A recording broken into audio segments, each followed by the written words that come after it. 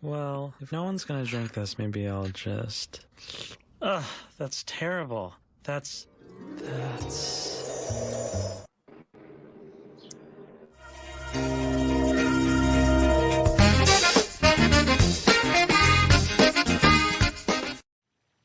What does a tour manager do? What does he do? Pretty much everything.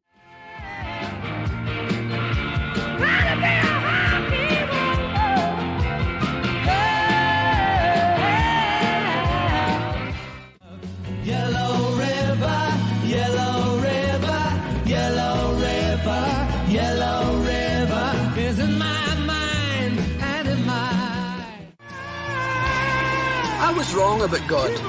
Turns out he likes that 70s stuff after all. So it didn't piss down, and they played 4 encores.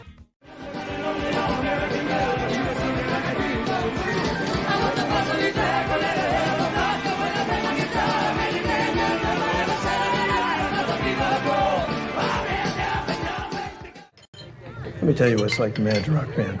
We're driving all over, hell and creation.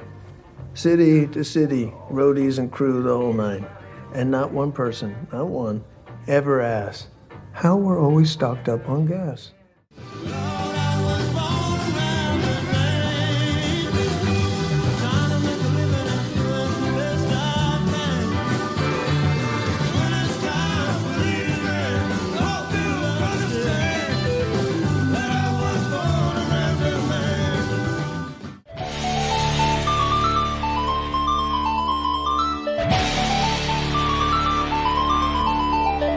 I do not, for one, think that the problem was that the band was down. I think that the problem may have been that there was a Stonehenge monument on the stage that was in danger of being crushed.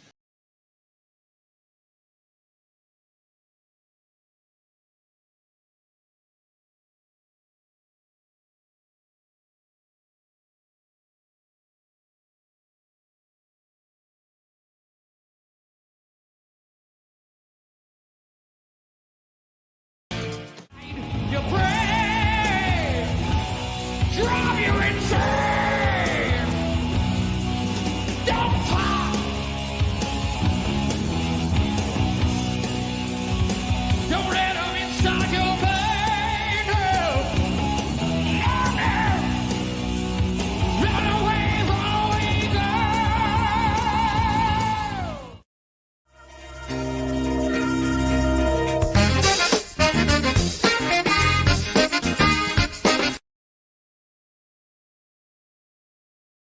Well, good morning, good afternoon, good evening, and good golly, Miss Molly.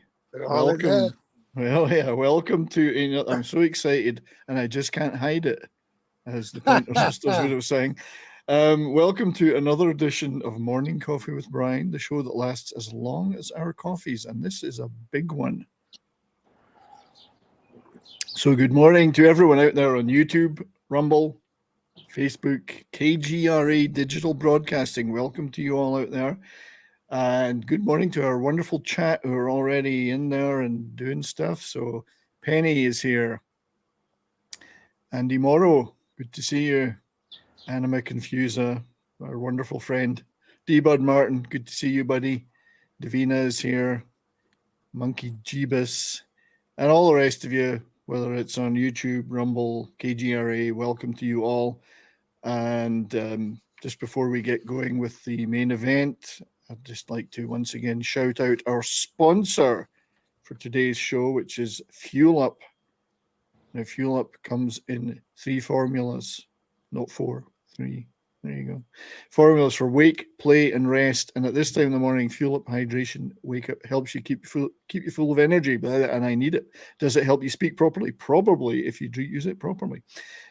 Focus and concentration, of course. 180 grams of caffeine, but no crash. It's vegan and it's keto friendly. There's our dead friend Keto Simple there would testify too, I'm sure. And it most importantly has no soy, because we don't want soy. Soy is not good. So anyway, check out, find out more about that at fueluphydration.com and use the code MorningCoffeeBrian. So thank you to Fuel Up for being our sponsors. Appreciate that very, very much.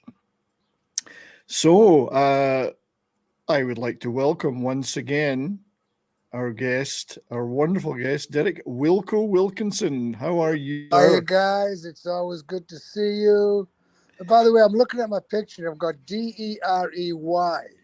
Oh, dearie. So I'm Deary today. Oh, dearie me. Dearie Oh, me. Deary me. Good one, See, Brian. that's all those years working with the average white man. that Yeah, did that. right. It's like, oh, Deary you, Deary me. I see you. See you later. Yeah. Look at that lovely backdrop there. That lovely Californian weather you're going to give up. Yeah. Now, right behind me there, those are all bugadillas. And because we've had all this terrible weather, that's usually all bright red and orange.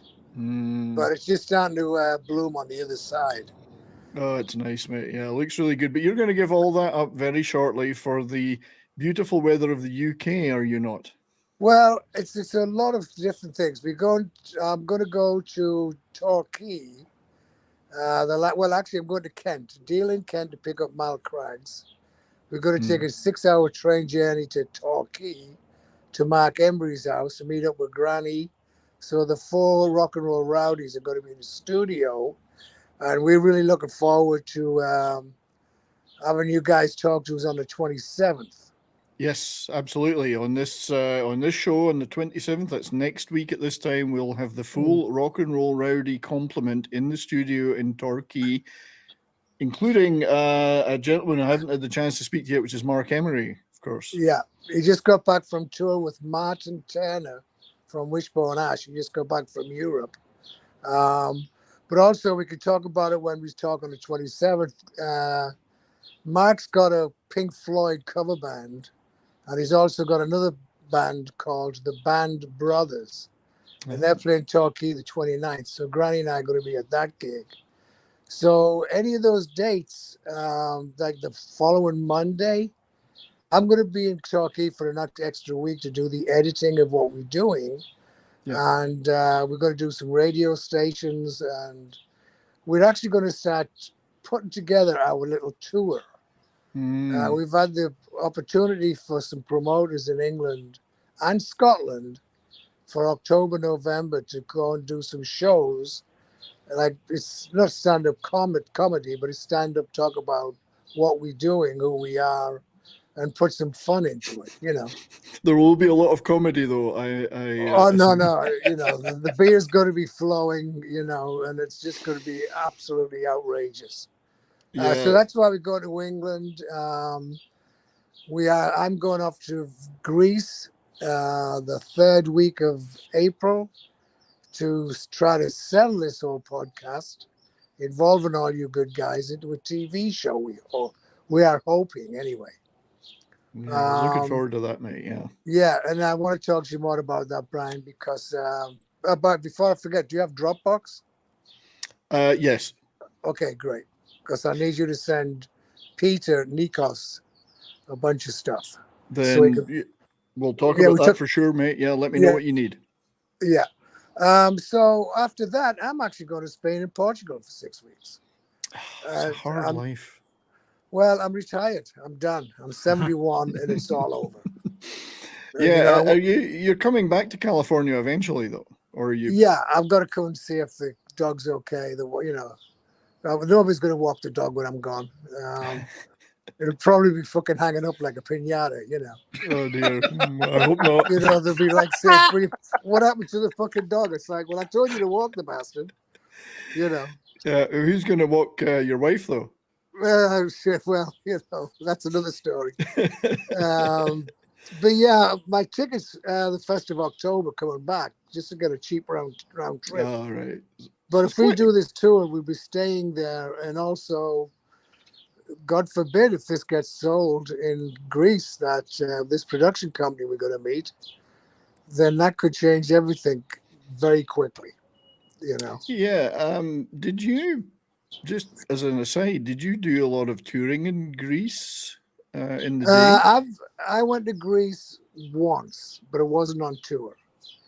Oh, okay, right. And we're going to introduce you to, and I can't remember the name of the band, one of the top bands from Greece. We saw them, I think about October. We saw them on stage. and they're fucking good. I can't remember the name because I can't remember my name. You know? The only Greek band I can think of, to my shame, is Aphrodite's Child with Vangelis. Could be. I have no idea. But they really had a huge production, huge lighting system. Yeah. I mean, I was actually blown away, you know. So, Just a current you know, band. but also while I'm there, I'm going to try to put a gig together with the Athens Orchestra and the Average White Band. Oh. I think that would be classic. So have the AWB done a lot of orchestral gigs in the past, or would that be a new thing, a unique thing? That's a totally new. And well, we got offered to do something in April, and the guy went missing in action, MIA. We're supposed to be there now, doing the whole show, talking about rock and roll rowdies, doing my photography. Granny talking about steam trains. Mal was going to do a meal because he's an excellent cook. And we, you know, the Greeks, they're either there or they're not there. And this guy was not there. So Pete is going there because he is Greek, but he lives in California and he's a professional, you know. Yeah. Oh, so I just wanted to point out we've briefly lost Wilco. Yeah, no, that was when somebody calls in, it cuts you off. All right. But while you're talking, just on the screen, I do have the Rock and Roll Rowdies YouTube page. There's some new videos up from Mark. Also, you guys are on Facebook. That guys, it's my ex-partner. All right, you guys are on Facebook and Instagram. You have your YouTube page, so please everybody check those out. There's new content on the YouTube channel with Mark posting a couple of things that he's talking about. And check out all the previous videos, podcasts we've done both here on Morning Coffee and on my That 70s Rock Fan channel with Granny, with Wilco, with Mal. We've done some fantastic shows. Please everybody go back and check those out as well. Just briefly, Wilco, before we dive into some more stuff, I want to say good morning to my esteemed friends and panelists. First of all, John, how are you, buddy? I'm doing great. Good. Enjoying the spring weather. Yeah, it's snowing here in Alberta, so I don't know about that. I was out in the t-shirt and shorts yesterday, and today it's snowing. So there you go. That's what you get for living there, you bastard. Yeah, and then good morning to you, Dustin, my friend. How are you doing, sir? So glad to be here. Yeah, glad to have you, mate. And then good morning to our show manager, Martin. Good morning, everybody. Hey, buddy. How are you? It's fine day. I think we're all pretty good. And also good morning to the chat again. Slasher Fred, I think, has joined. And yeah, everybody in the chat, please leave any questions or comments you've got about Wilco. There's a couple of things, Wilco, I wanted to just briefly mention before we kind of dive in deep. Is in that opening montage, do you recognize the opening tour manager that's being interviewed at the very beginning? No. It's Led Zeppelin's tour manager, and I'm screwed if I can remember his name. Well, it wasn't Peter Grant, right? No, he was their manager, but this was their tour manager. Richard somebody, I can't remember his full name. Yeah, we used to all drink together at the Speakeasy. And yeah, I figured you'd probably met him a few times, but I can't even remember his name. Yeah, I can't, you know. As I said, I can't remember my name. Ever since the age 70, my fucking brain's gone up my backside. You know? Isn't your name Granny or Mal? No. Fred. Just Fred. Call me Fred. Just call me well, Fred. Well, apparently you're Deary, so... yeah. I mean, so the other thing... Well, you know, I went to the doctor yesterday, and I said, Doc, am I going to live to my 100? He goes, well, let me see. Do you have sex? I went, no, I'm married. He goes, do you drink alcohol? I went, nope. He said, you got to do drugs. I went, no, I don't do any of that stuff. He goes, what the fuck do I live to 100 for? Yeah. So, exactly. Hey, Brian, we have a super chat. I am just going to read that, Martin. Thank you, sir. For our great friend, Christian Delorme from Ottawa. Good to see you, buddy. Has tipped us $10 Canadian, and it says, is it me, but doesn't Wilco remind you of a healthy Roger Daltrey? Oh, God at it, Dodge. Is he blind? Here, put my glasses on. You look a bit like Roger. You do look a bit like Roger. Get on your bike, get on your tandem. And I know you know him. Yeah, I look more like that Richard Gere guy. Oh, yeah. So it's Richard. It's a combination of Richard Gere and Roger Daltrey then. There you go. Okay. Is what you're saying, yes. So thank you for that, Christian. And I think we have a clip for you. Let's rock! Let's rock! Let's rock. Let's rock, Duffy. Let's rock and roll! Let's rock! Do love those clips. Yeah, thanks, Christian. Good to have you here, our great friend Christian. So the other thing I wanted to say about that montage was, and we mentioned it before, I think, was just how isn't Meatloaf's backing singer Carla? Isn't she one of the sexiest women on earth? Oh, Meatloaf's girl? Yeah, Carla. She's beautiful. Yeah, Carla's beautiful, but she's beautiful inside. I mean, she's just a great person. You know, and I just did one tour. It was fantastic. And she was on the ball. She was right there. I think she just got married to I can't remember who she married. I think it was a bass player. One of the band members she married. They've been together so long, then they finally got married. And I think on that tour, she was actually pregnant. So it was all going on, you know. Apparently. Well, we had to get the tour finished quick before she had the baby, you know. It was all going on, and perhaps it was all going off too. I don't know. Just yeah. So one of the things we didn't really get. There's a few things we didn't really get to cover the last time we spoke, but one that I'm particularly interested in is you had a lot of variety in your career, not just the rock stuff, but you had a lot of soul acts and R&B acts. But you also did. We did talk about Broken Lizard, but you also did stuff like the Cannes Film Festival. So completely, in some ways, a completely different thing, but also maybe similar. So how did you get into that? Well, I got into that because when I stopped touring to help bring the kids up, because the wife's career was taken off. She now owns her own company and stuff. I got into the freight business. But saying that, they actually started sending me in fact, the guy that was calling, he's from my first freight company I worked for. But I was spending more time away than with the kids when I first started. And that went around the block for about 5 years, and then I stopped doing that. Then I got a call from small company. I couldn't believe it. And they were like, "Oh, I'll have a meeting with them," you know. So when I went there, I was like, "What do you actually do?" They went, "Well, we do the Cannes Film Festivals and the AFM, which is the American Film Market, which is in Santa Monica every February or January." So I was like, well, that sounds like my kind of thing to do. So I signed up for it, and my job was to collect all of the movies, all of the production, everything that goes into the stands, the booths and all that stuff. We had Lionsgate. We had like over 100 clients. So sorry, which era was this that you started doing that, Wilco? I would say the 90s. It was got to be early 90s. Yeah. So Lionsgate was one of the studios. Lionsgate. There was quite a few. All the big movie houses you can imagine, they were all there, and we did all of that. I got into Cannes about 10 days, a week before it all started.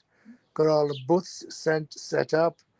And, you know, there was the main place. Then you had to go to the Ritz, Carlton. There's like 4 different hotels that you had to get set up as well. We had people coming in carrying movies. We had to make sure all the movies were set up in all the theaters in Cannes, because, you know, they took people to show the movies and stuff. And it took me a week, and then everybody turned up, and guess what? I had 2 weeks off because they didn't want to see me. It was, you know, they were all buying and selling movies and distribution. So I just go lay on the beach with all the boobs, you know. And well, that must have been hell. It was terrible. Absolutely horrible. People don't realize how hard it is being a rock and roll tour manager. I mean, how difficult life is. Yeah, I mean, it was different for me, but for me, I always just jump right in. You know, it was like I had a list of all these different companies. And I think a lot of people this day and age miss out on the fact that you got to start making phone calls. You got to follow through. You don't send an email and expect it to be taken care of. And that's it. You got to follow through. And I'm the old school. So I was I was there for 3 years. I did it for 3 years. And then I was trying to get more movie productions. And the company I was with just weren't set up for that at all. And after that, I moved on to Midnight Express, and that's all they did do was movies. So that was kind of interesting as well, you know. But it's all down to communication with who you're working with. So So this is pretty much pre-internet. I mean, early 90s. There was some email. It's probably early days. So a lot of it would be done over the phone. Yeah. It was all phone for me. I mean, I'd sit in the office, as I said, for 10 days to 2 weeks prior, get it all set up, get the trucks, pick everything up. You know, it was all professional. I mean, there was emails, there was computers, and, you know, I couldn't just turn up with like 600 boxes and go, okay, where's this go, where's that go? We all knew exactly where everything went. We are the biggest agency in Cannes, and this company had been doing it for 20 years, 30 years, whatever. So you went in line. You know, the people who didn't want to pay the extra money were outside, which took another 2 to 3 hours to get in. Meanwhile, my clients would turn up, just walk straight into where they were going, and it was all set up. You know. So your clients, though, would be people from the studio. It would be from Lionsgate. There would be all the distribution companies. You know, their staff. You know, all the new movies that were going to show. I mean, you know, once I was set up, that was the end of it. I did go to quite a few parties, you know, which was very interesting. Well, feel free to elaborate. Well, you know, I bumped into Kevin Bacon once, had a good laugh with him at the bar. He had his own party going on. But I just kept away from a lot of it. I think the funniest one was Ron Lavery, who was from West Ham. And great English guy, loved him to death. I hung out with him for right up until he passed 5 years ago. Oh, dear. So he was totally involved with Bollywood. And we used to just walk into these parties, right? So I'm like looking at Ron, and all of the beach area it's a huge Indian party for Bollywood. And I'm like, wow. Go on, Ron, get us in there, mate. And as soon as I said it, because we didn't have passes, we went on the guest list, you know. I was trying to climb over the wall, but there wasn't one, you know. And all of a sudden, this Indian guy goes, "Oh, my friend Ron, how are you? It's good to see you. Come on into the party." And I was like, "Are you kidding me?"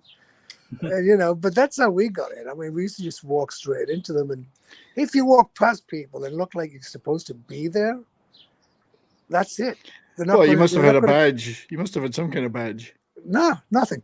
Not a sausage bugger all, mate.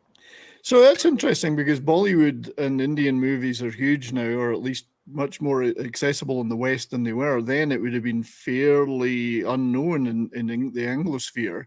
So yeah, it's interesting that there was stuff from all over the world there. Yeah. Oh, no, from every country. Every country in the world you had. Everybody who was making movies was there.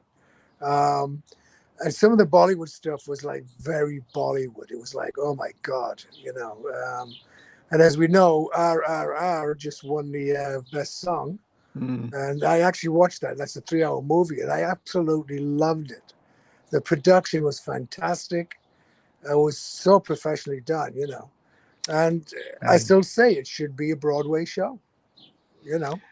Yeah, I actually love RRR. I've got a couple of videos up on my channel about it, and it was an epic movie, and it got me into watching a lot more Indian movies. And what I love about them is, first of all, there's no problem with toxic masculinity and toxic femininity. There's still very much great male and female roles in them. But also it could be the most dangerous action movie, spy movie, whatever, and then halfway through they'll break into a mass song and dance number, and I love that. Like No, it's a deadly serious spy movie, and then it was classic. I mean, that's why I was looking at it going, I actually had COVID. That's why would I watch a 3-hour movie? Not generally, but I had COVID and I'm laying there and I'm going, this is so effing typical. Now there's all effing dancing.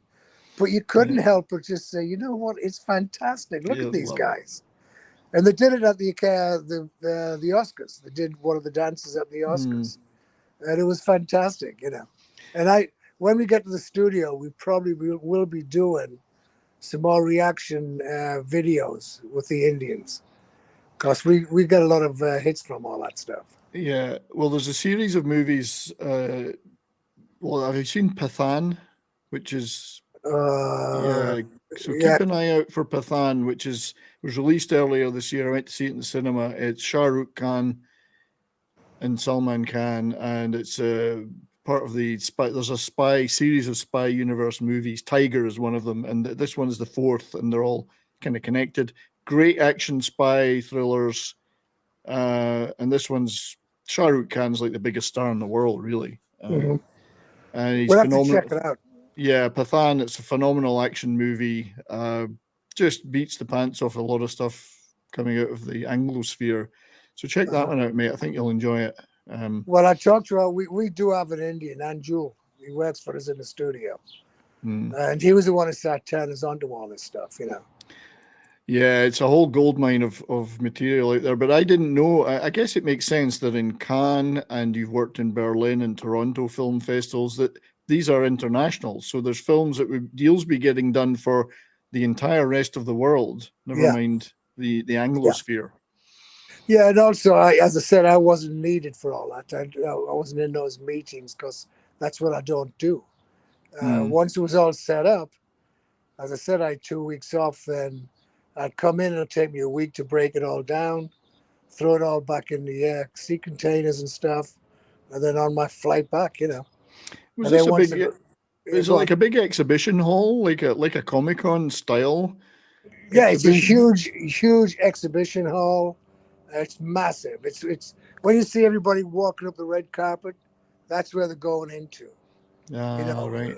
And then, as I said, you got the Majestic, the Ritz, and 4 other different hotels, and all of that is set up.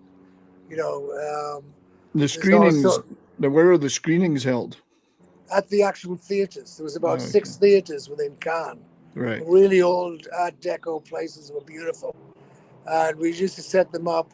As I said, though, before they left LA or England or Ireland or Italy, all that was transformed into a format.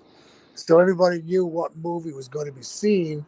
And then after you see the movie, then everybody jumps in there. Okay, I'll buy it for Italy. I'll buy it for Spain, etc., etc. It was a buying market. Yeah, I remember it was probably Canon Films was done by the time you started doing Cannes, but they used to go there, the Go-Go Boys, and they'd sell movies they hadn't even made yet. Yeah. Here's a movie, they'd have a poster, and it would be a star they hadn't signed with a script that hadn't been written and a movie that hadn't been made with the wrong title, but they'd sell it. Yeah. And then they'd have one main actor. Yeah. He's gonna do everything, That's it was right, weird shit. Yeah, it was weird stuff, Yeah. But as I said, I loved it. I mean, what south of France? I mean, from Cannes, you jump on the bus for an hour, and you're in Monaco. Yeah, and I've been there. I have been to Cannes, Monte Carlo, Ez, the little village of Ez, way up in the hills above Cannes. Nice, above Nice. Yeah, beautiful little. You can only walk around it. You can't drive through it. It's a tiny little village. Beautiful place. Yeah, it's a great area.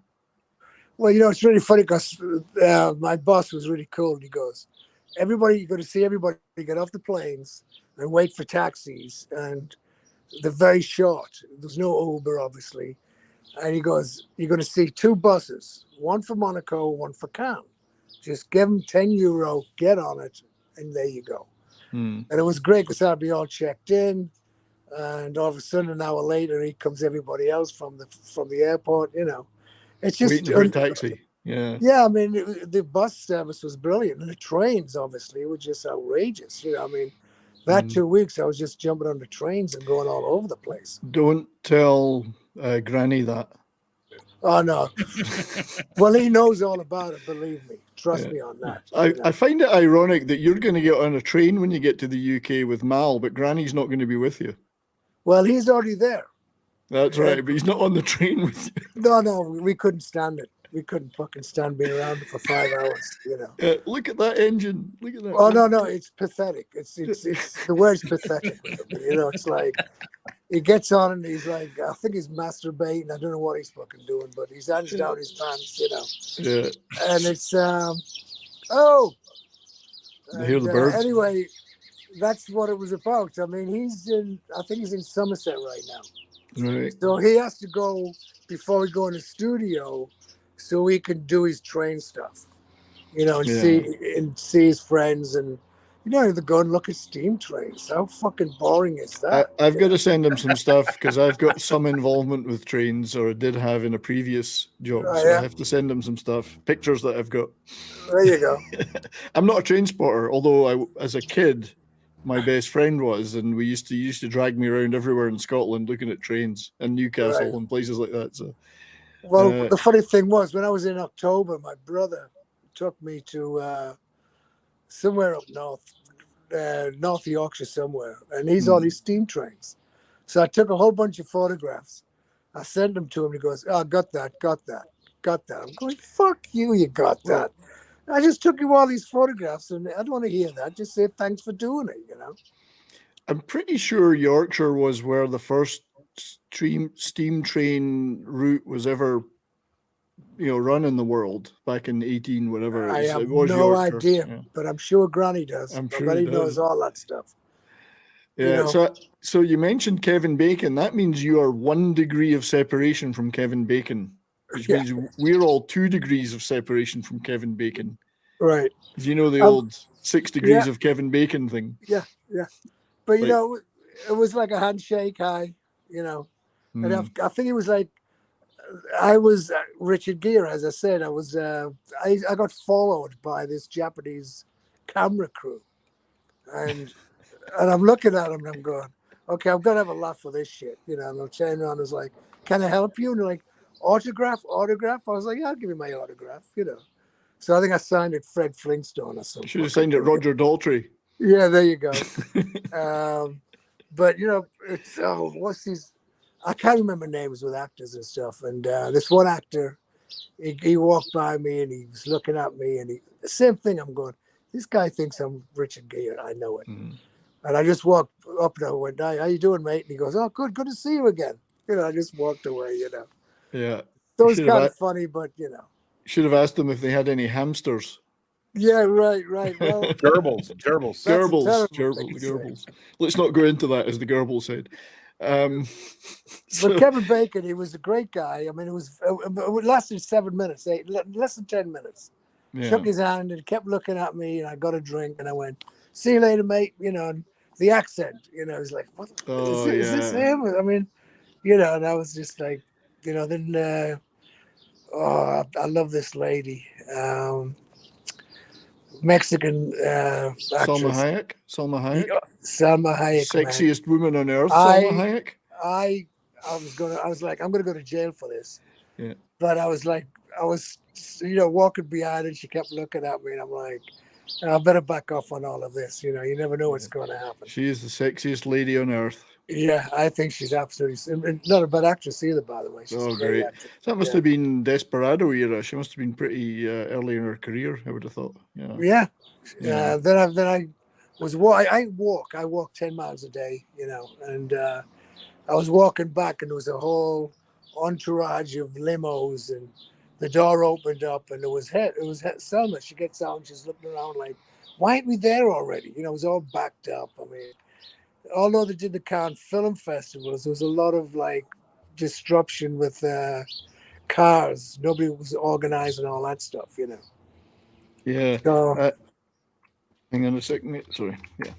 Yeah, so that was. Did you go to screenings though? I mean, were there screenings that you went to, or did you just set it up and then? No, I didn't go to any screenings. It was a set amount of tickets, set amount of seats. You know, it was all professionally done. As I said, it was like I basically was told to take a hike. In fact, the third year I did it, I told my bosses, I went, look, you're spending what, $3,000 for the hotel? They were like, yeah, for 2 weeks where you do nothing. I said, get me a round trip ticket to Newcastle for 150. Give me a couple of £100 spending money, and I'll go and spend my time with my family. And they loved it. They're like, really? I was like, yeah, I don't have to be here. You know, I love getting on the. Every year I'd jump on a train. I'd go to Monte Carlo. I'd go to Nice. I'd go, you know. And after a while, I was like, no, I just go and see my family, you know. So I went back to the pub, like you do. I guess all those years on the road, yeah, you were. Yeah, I mean, last year was the first time in 10 years I've been back home. And it was fantastic because I've got 4 brothers and 4 sisters. I'm the third oldest of 9. The younger ones didn't really see me because I was on tour all the time, you know. And as I said, my nephew lives in Austin, Texas. So this last weekend, my brother John came from Texas to see me. We had the weekend together, you know, with his wife Roz and my nephew John, you know, and it was fantastic. So this whole trip is going to be traveling Europe and going into England and seeing my brothers and sisters, and it's fantastic. It's something I lost in my early days, and now I'm retired. It's like I'm just going to travel and see my family, you know, and meanwhile try to make $1 here and there if I can, you know. Yeah, I guess that's the point. When you're retired, you can do that. Yeah, it's great. Yeah. Well, you know, make up for lost time. Yeah, I mean, you got to. The family is. I'm very family oriented. You know. I mean, I love the fact that my nephew brings his mom and dad from Hartlepool out to Texas. You know, when he lived in Dubai, he brought them to Dubai, and when I was doing my rock and roll, I always brought my mom and dad as much gigs as I could. You know. Well, that's nice. Yeah. Yeah, I mean, I did one on Meatloaf. I mean, Meatloaf loved me mother and father. He played cards with them. He wouldn't let them out of his sight, you know. And, well, they were exotic. They were from Hartlepool. Yeah, you know. I mean, he was going to buy a house in Hartlepool just because of what he couldn't believe the monkey hanging story, you know. And I think we discussed that before, you know. Well, we did, but we can easily recap it. So yeah, Hartlepool famous for hanging some French spies who happened to be monkeys. Yeah, well, one. Oh, one. One that we know of. Were they really? Was he really a spy though? We don't know that for sure. He might have been. He wasn't speaking Hartlepoolian. Yeah. We will never know that, you know. But it's funny. It's you look at it, and you go, how come that happened, you know? But it was 1700s, you know. Well, I mean, I've just been. I'm into a lot of Korean and Japanese history and entertainment, and reading about the history of Japan. It's the most incredible stuff happened in the medieval era. It was just crazy. Like the things that they did or acted upon. I mean, it was just a succession of, well, we're attacking that guy because he's a dragon, and or this guy's invading us because they're demons, and plus that was a thinly veiled cover for fratricide, or one emperor trying to kill another one, or whatever. But they just the things people did back in the day. Yeah, I mean, have you seen that movie Run? R-U-N. Yes. You have that. That was brilliant. Absolutely. Because it was so to it. I mean, you can actually see how they fought, how they thought. And as you said, they were all trying to take each other's territories. And they were all brothers or cousins, all from the same family, Well, the way the Japanese particularly worked was that the emperor's family, the Fujiwara, I think they were, would try and keep the lineage within the family. Well, you know what that meant in the end, because there's only so many of them. But they would have concubines, and those concubines would have children, and those children all had expected, there might have been 100 of them, expected some piece of the pie. Right. So they would all be fighting for land and favor, and then trying to put their person and usurp the throne and put their guy on. And then, in order to avoid being the emperors, in order to avoid being, they would resign at age like 14 and appoint some infant as emperor, and then rule as a regent from some Buddhist monastery. So there was total intrigue, and there were so many relatives. They were all killing each other and whatever. It's like you lose track when you read it. Like, who is this guy that's doing this? Yeah. Oh yeah, no. I mean, I just that's why I think Run was one of the best together movies that explained everything. You know, because a lot of people don't understand it's all inbred. You know, and it's crazy. Yeah, they had to keep the lineage, imperial lineage within the family, as did, of course, European royals. Let's not. Oh yeah, of course. That's why I mentioned inbred. The chin, the Charles chin, or no chin, lack of chin. I mean, when is the crown? When does the crown go up? When is we going to see the king? I don't know. Isn't that soon? Like May? Is it May or April? I don't know. I don't know. I have no real interest in it, and it's fascinating. I mean, it's not that I don't have an interest. I just can't be bothered, I guess. You know? Yeah, I mean, like it's. Forgive me out there, anybody that I have no interest in Charles. But Saturday, May 6th. May 6th. It's coming May up soon. 6th. I'll be in England. Yeah. You sure you're not going to get a gig? I thought you were managing the Queen's backline. Oh, the Queen's dead. Right. So they can, but you know, when the Queen passed, we were actually in the studio, and everybody was going crazy because. You know, we did respect what was going on with the royalty. I mean, back to Charles. I mean, you know, from the 70s, he was one of the first guys to go for global warming, you know, and all these organic farms he was creating with his dad, Philip, you know. So he was on the ball for a lot of different things, and I think a lot of people don't get. Yeah. But the global warming, he was telling everybody in the 70s, hey, we have a problem here, you know. So it's funny if we haven't burnt up yet, though. Well, I tell you what, this is what's so weird about the weather. I mean, we've had more rain here, and that's why a lot of plants are dying. The Northern California, where all the vegetables are growing, it's waterlogged.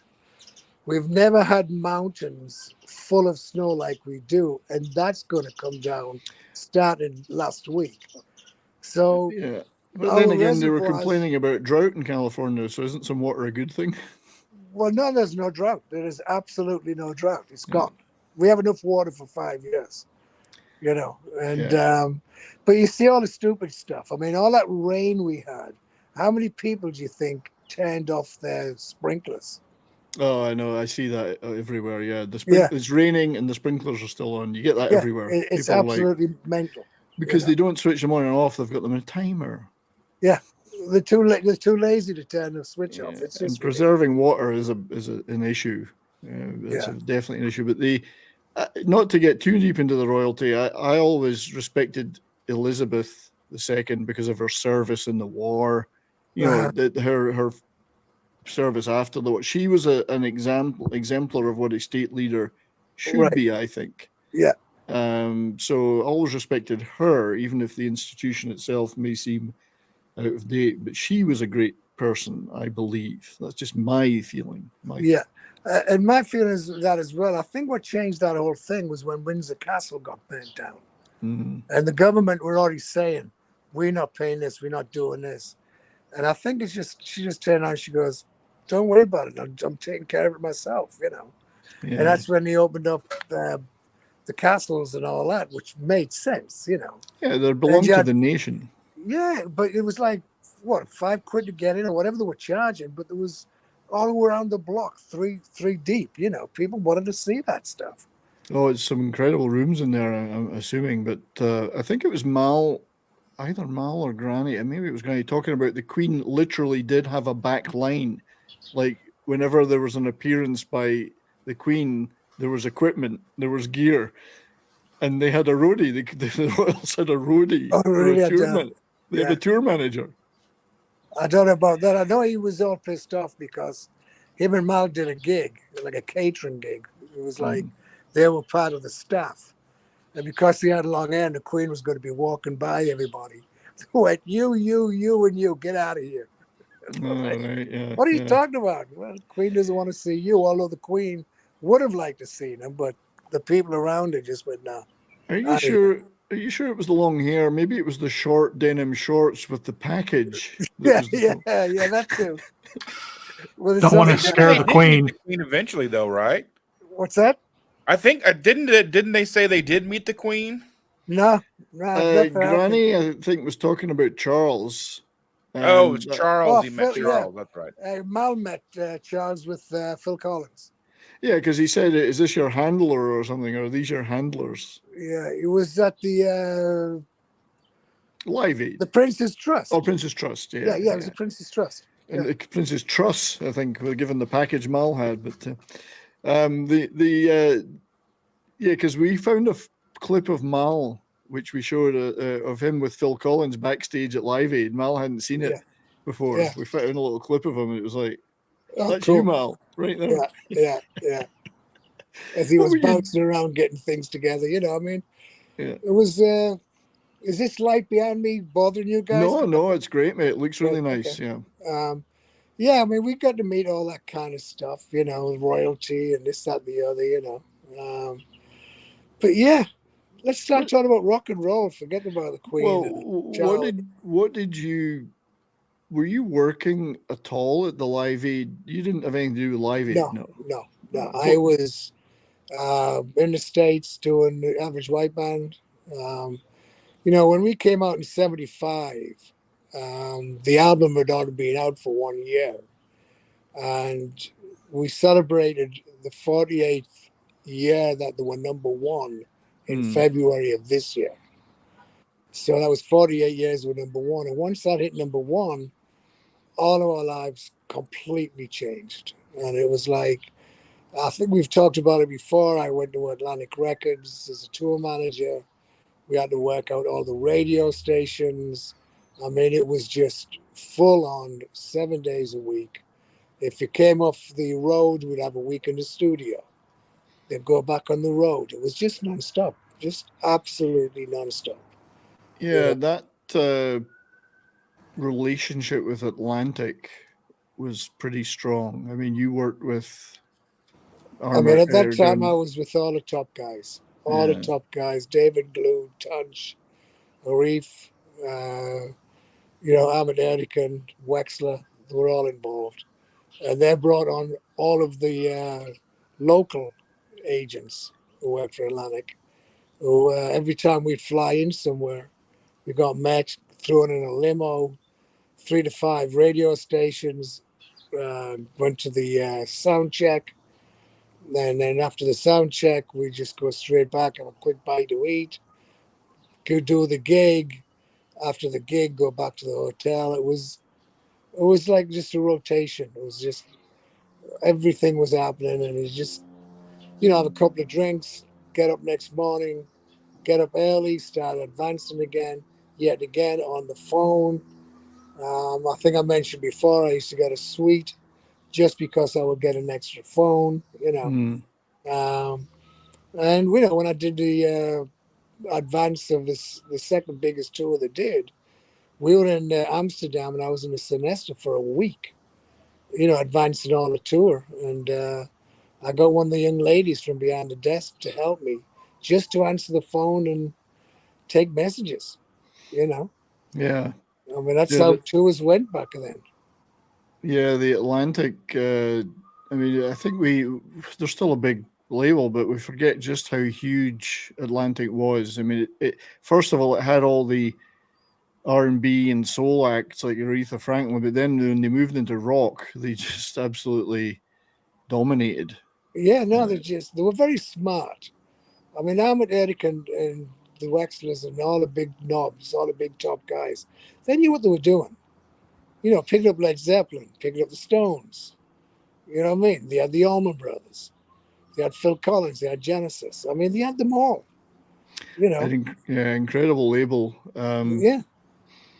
And for me, it was a pleasure working with them. It was like it was a pleasure going into the Rock 5 days a week, setting all this up.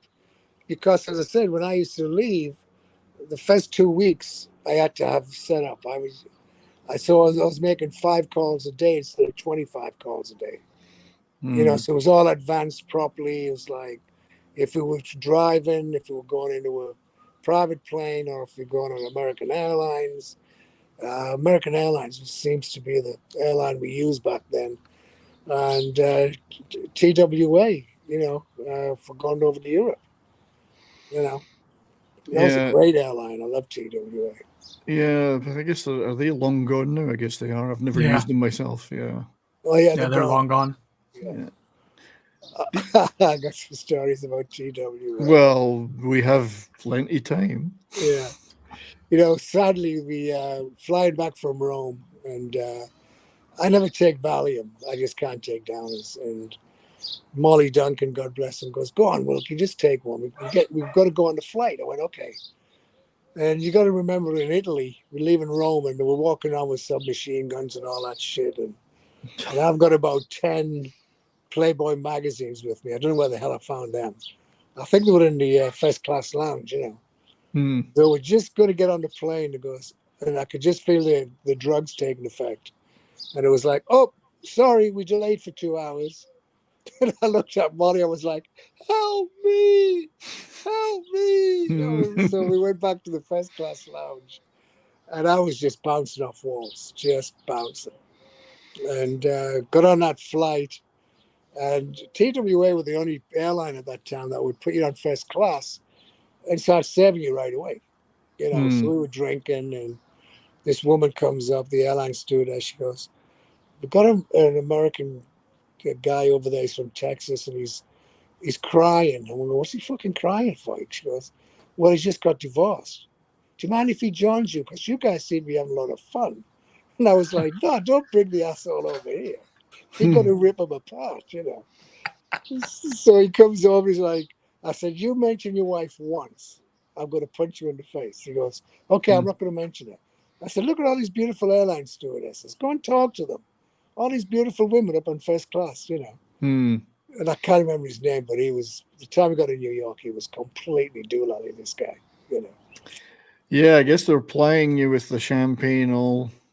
Oh, yeah, as soon as because the 747s, you're upstairs, the first class. This is, you could walk around, there's a bar, isn't there? And, No, not back to the 70s. The bar came later. Right.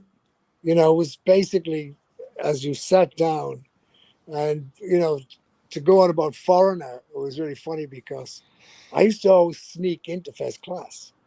So I would be like in the back of the bus, and they'd be at the front.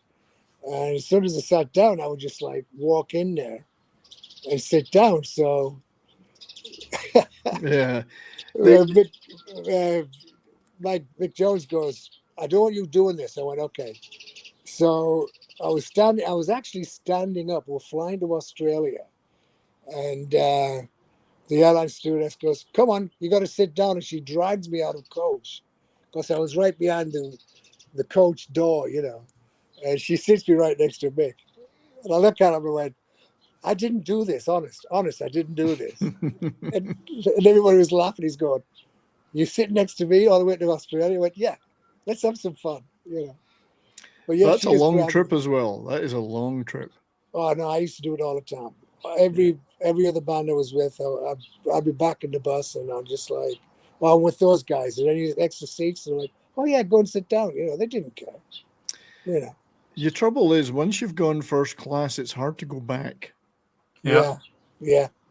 That's why there's a thing called edibles and a thing called sleeping pills. Not that we're condoning the use of any such substances. No, you have a joint before you get on the plane. It really helps. Yeah, Fuel Up do a sleep sleep formula, so I would recommend the Fuel Up sleep one, the rest one. Yeah. But yeah, we do. But yes, we all know what happens and happened, of course. And it's a long trip. I guess being in first class would be preferable because at least you can lay back then. Yeah, Brian? I fly out Saturday, and believe me, I'll be bouncing before I get there. Martin, my friend. Yes, we have to go to break. We're going to go to a break, everybody. We'll see you all after that. Yeah. Hi guys, this is Gary from Pop Culture Minefield here on KGRA, and we're leaving for our first break. I hope we survive. Did you know 75% of Americans are chronically dehydrated? If you struggle with focus, run low on energy, or when it's time to finally sleep, you simply can't, this can all be linked to dehydration, and Fuel Up has the answer. Our proprietary formula contains the finest cellular hydration with the strongest immune-enhancing natural ingredients. The Fuel Up system is made up of 3 different incredibly tasting varieties. Wake kickstarts your day with a jolt of caffeine. Play boosts focus while hydrating your cells. Rest not only helps you relax, but also rejuvenates your cells while you sleep. Here's what our clients have to say. I really don't miss my coffee, and you can tell the difference. So I'm going to take it for the energy. I'm going to take it for the play. I'm going to take it, all day. And it works. That's the thing. It works. We love it. Take the Fuel Up Challenge now, where we offer a Feel the Difference money-back guarantee. Fuel Up for life.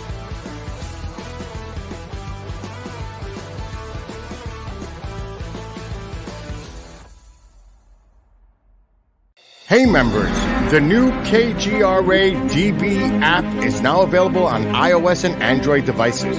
Gain on-demand access to any KGRA DB programming.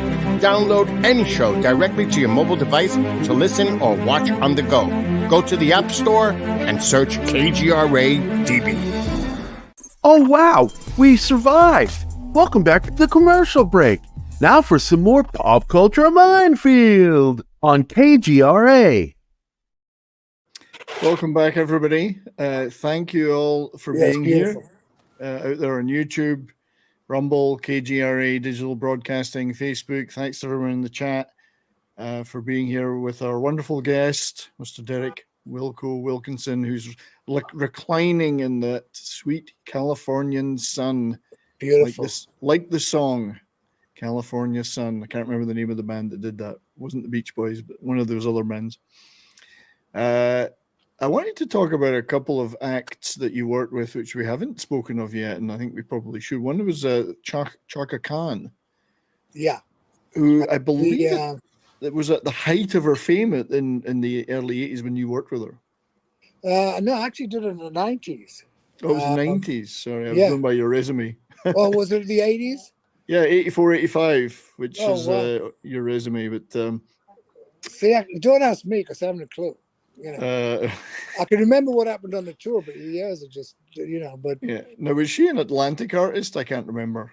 She was. She did a thing with Hamish. I think Hamish wrote a song for her, and I think Luther Vandross was involved as well. And that's where I met her, but I didn't really spend a lot of time with her. And then when I was with her in rehearsals for a month, the 3rd week she goes, "Are you Wilco from the Average White Band?" I was like, "Yeah." She goes, "What are you doing?" I went, "I'm his tour manager." She was like, "Oh, okay, that'll be fun." And that was a crazy tour, man. That was with it was a 3-piece tour: Chaka Khan, Maze, and It'll Come to Me. And this band used to support the Average White Band. Mother's Finest. Oh, Mother's Finest. I do remember the name. I'm not a big... and it was totally sold out. Every gig. The Germans really liked the R&B stuff. They really did, And it was all... I quit drinking. And here I am going into the Oktoberfest in Germany. And I'm like... Oh, jeez. Well, this is going to be interesting.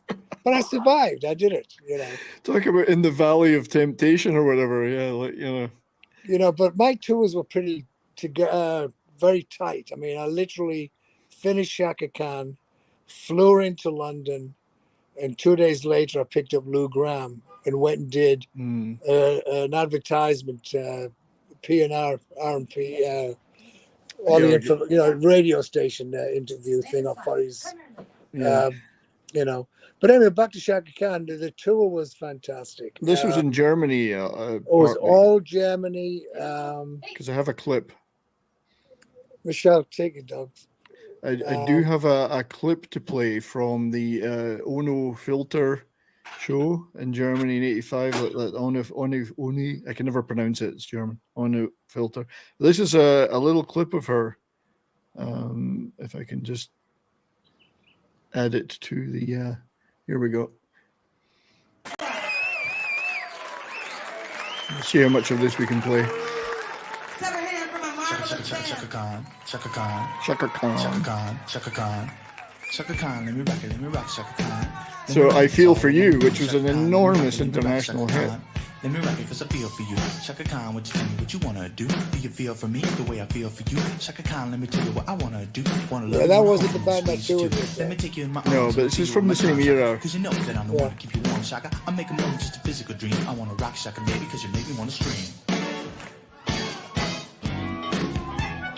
Similar era, and she would have been playing this particular track. Oh, no, I remember this track very well. Very well. Funky. You did a lot of funky stuff. Yeah. Yeah, What a that. voice. Yeah, brilliant. I mean, she'd been a popular artist for a long time, but it really did hit her peak in the early 80s. Even I owned this record, and I'm not a big soul R&B fan, you know. Well, you know, she just hit she just turned 70 last week or 2 weeks ago. Wow. She's in the 70s club. Yeah. Still performing, I'm assuming. She does a lot of one-offs. I mean, I bumped into her 15 years ago, longer than that. Last time I saw her in New York City. And I was actually, my kids were kids, and we were checking out of the Four Seasons. And she walked by me, and I looked at her, and she just came back to me, went like that with the glasses. She goes, "Thanks, Wilkie. I haven't been drinking and doing drugs for a long time now." You know, because I kept her pretty straight on that tour. We were in Frankfurt, and I don't look at guys, but this guy walked by, and he's a good-looking dude. And my brain just kicked in. I was like, who the F is he? I know him, and he shouldn't be backstage. So I went back to the box office, and I'm just racking my brain, you know. So anyway, did my gig, got everybody back to the hotel.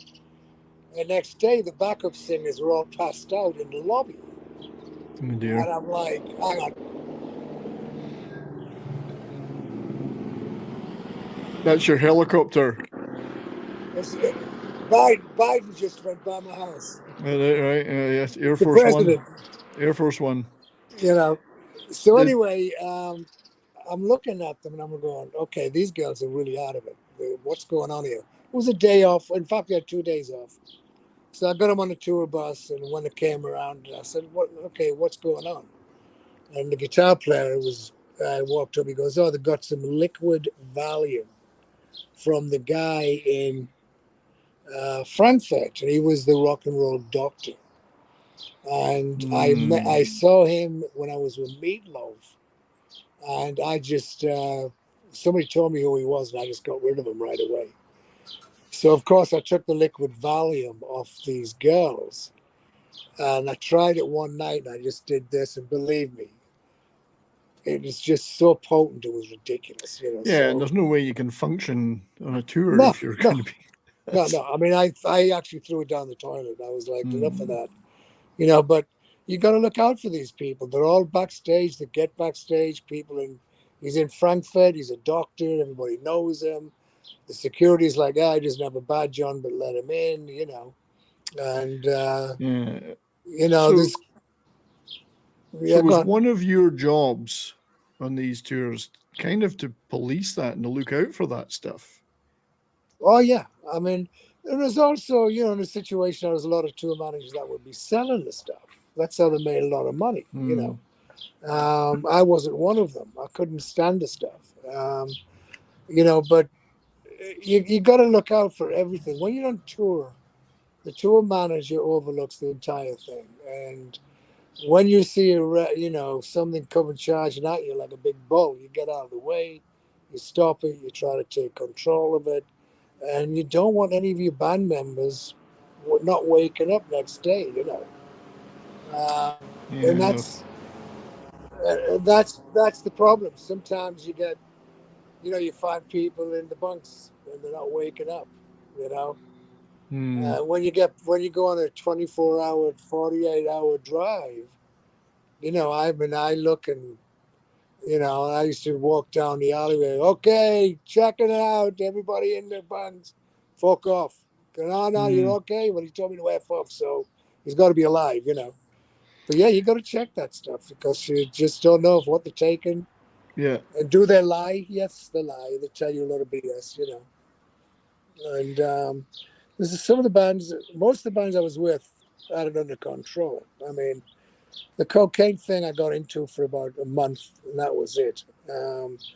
But certain bands like the Allman Brothers, they lived on that stuff. It was part of the gig. There's a internal issue in the entertainment business, but rock particularly, of the positives and negatives of, and we're certainly not condoning the use of anything on the show, but the positives and negatives of substances and its influence on performance and recording, and the fact it's so prevalent, it's seen as like a thing you have to do. I guess it would be a constant struggle to stop bands from destroying themselves. Yeah, well, the thing is with me and a lot of English people, I mean, there's a saying, if you're looking for an English road crew, where would you find them? In the pub. If you're looking for an American road crew, where would you find them? In somebody's room doing drugs. And that was really what it was. I mean, so for me, it was like, as I said, I did the cocaine thing for about a month. And I just got off it because I tried it and I was doing an 8-ball a day, and I was watching it down with a fifth of scotch. I wasn't proud of it, but, I wasn't embarrassed about it either. But wasn't it seen as kind of de rigueur, that it was something that everybody did and had to do and everyone was doing it? So it's hard to resist situations like that. Well, back in those days, there was no fentanyl. There was no, it was a different drug, So, I went from the average white man and we didn't do drugs at all. We just went into it, never did it. The Allman Brothers was already there, and I just blended in. I just blended in, and as I said before, I was a tour accountant. If I was a tour manager, I don't think I would have gotten that involved with it as much as I did. But as I said, look at me now, I'm 71, and it's like I got away from all that shit, and you have to survive. I mean, a lot of my friends are gone because they didn't, and even the alcohol. My brother was here for 4 days, and I just gave my friend an 8-pack of Boddingtons we didn't drink, and because I'm leaving for 6 months, I don't want it to go off. So, and then I'm going, shit, I didn't even have a beer with my brother. I drink more wine this day and age. I'll have a glass of wine, which obviously turns out to be a bottle of wine, but it's all control. It's if you were to be found passed out and a drunk and an alcoholic, that's the way you're going to go. But I think with our job, with me especially, I got told by the AWBs at one point in 75, just as I took over tour management, I remember, I think it was Oni or Alan said, "Hey, Wilkie, do a little bit more scotch than you should be." And I was like, oh, and it put the shits up. It was like, oh, yeah, watching me. Oh my God. Because, back in those days, it was beer and whiskey. That's all we drank, And, I think it can be an unhealthy lifestyle, Wilco, I'm sure. Because of the people around, and there's people around, as you say, like this rock and roll doctor, are trying to get into bands and infiltrate the back life of those bands so they can make a lot of money and pushing shit on them, Well, in those days in the 70s, there was a lot of people coming back that had it in their pocket to party with. There wasn't so much selling it. It was like, I remember in Chicago once, we used to always stay at the Astor Towers. The next day I was finding packets of Coke, and it was in my suite. And I'm like, hang on, they're all lawyers last night. I mean, these guys, it was everywhere. Everybody was trying it. Everybody was doing it. It was the drug to do in the 70s. And you just, as I said, you have to control it. You have to understand it and know what it's doing to your body. But what I'm saying is, I think everybody in the entertainment business and everybody who wasn't in the entertainment business were having a little go at some coke. Yeah. Oh, and I remember meeting a lot of them. It was very American. Whereas we Brits, we did like to drink, because I remember back in those days, there was that you come up against American guys, and that's what they were looking for. Yeah. Whereas we wanted to go to the pub. It's true, and both are equally harmful if you in their own way. I just wanted to just briefly say that thanks to Slasher Fred for being here. Do you think that the song "Fight for Your Right to Party" by the Beastie Boys is a rock and roll rap song? I think it's a rock song. I think the Beastie Boys are a hard rock act who happen to have some rap and hip hop. What do you think, John? I mean, Yeah, well, they started out originally as a punk band, and then they graduated more into the hip hop, and then they kind of fused it, and that's where we got stuff like "Fight for Your Right to Party" and some of their other big songs. Yeah, like "Sabotage." Yeah, and there's a lot of hard rock in there. I think it's. Yeah. But also, Slasher Fred mentioned that Chaka Khan was in the classic film The Blues Brothers. Well, Chaka Khan was a pretty major R&B artist for many years, so I think it made a lot of sense for her to be in that, along with people like Aretha Franklin, of course, and all the other great artists that were in the Blues Brothers. I actually wanted to ask you, Wilco, when you spent so long working in the music business, do you listen to music for pleasure anymore? No.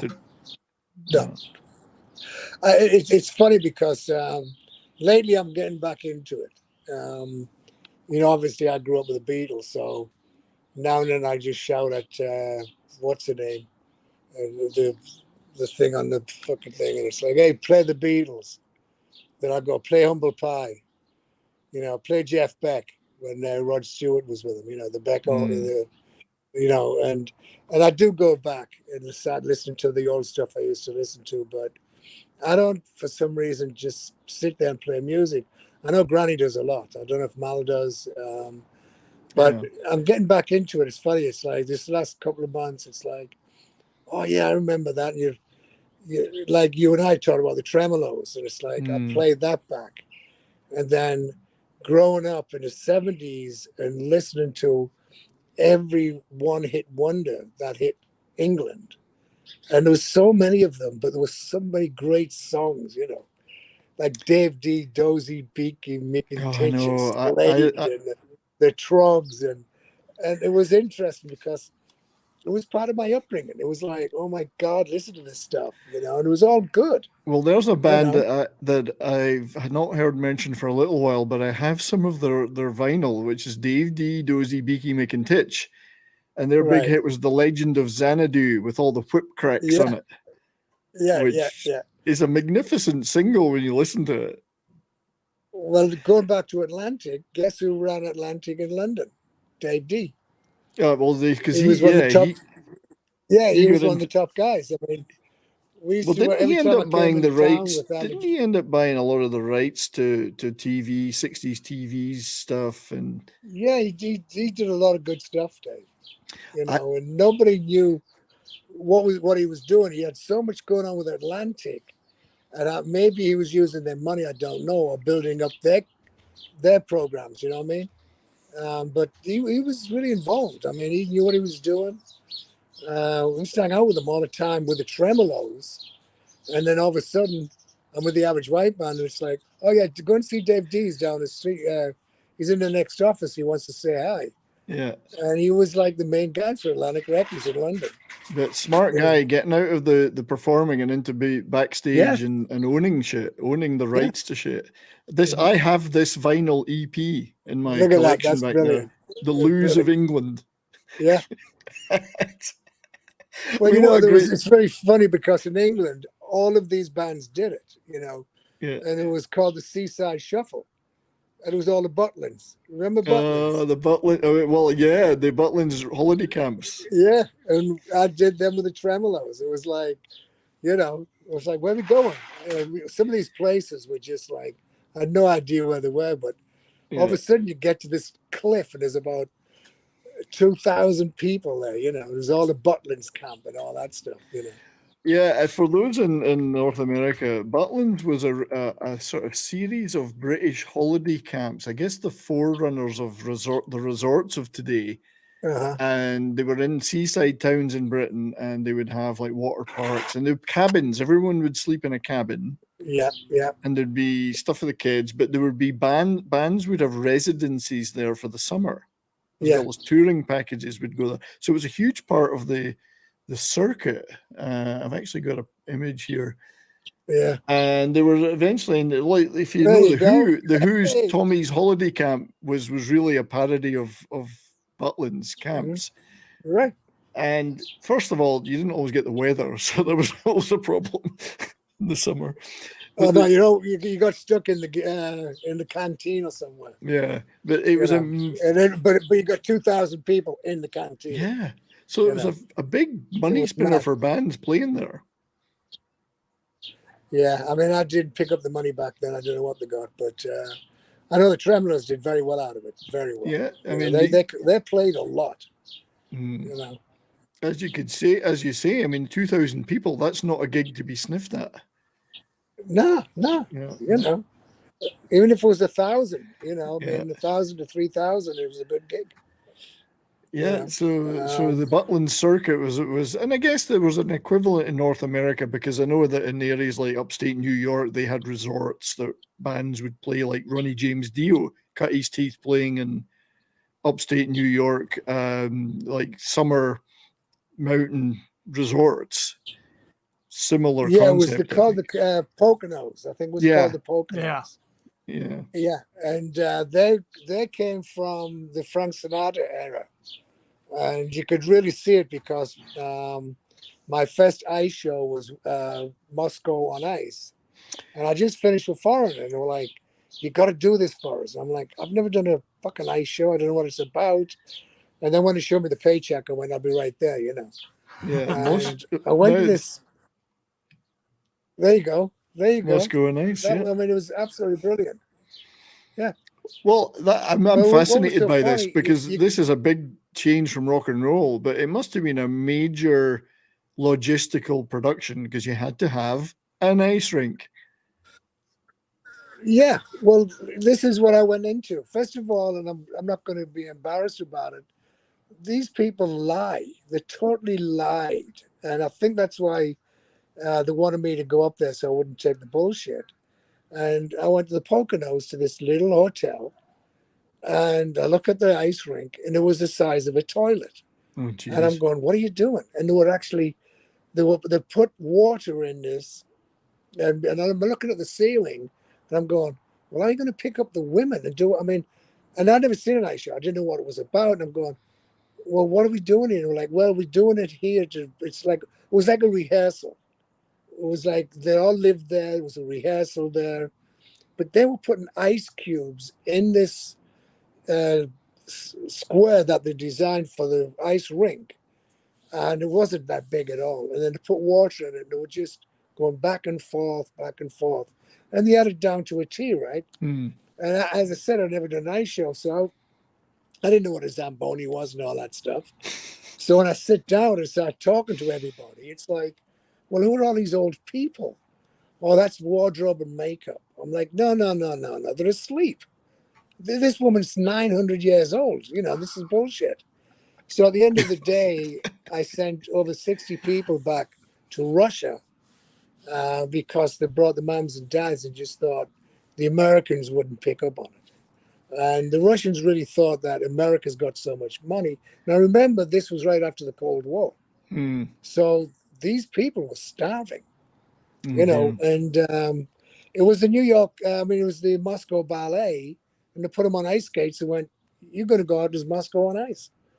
And it was a fantastic show once we saw it. But after we sent a lot of people home, then everybody just like straightened up and went, "Okay, this is serious." And then I'm like, "Okay, where's your production?"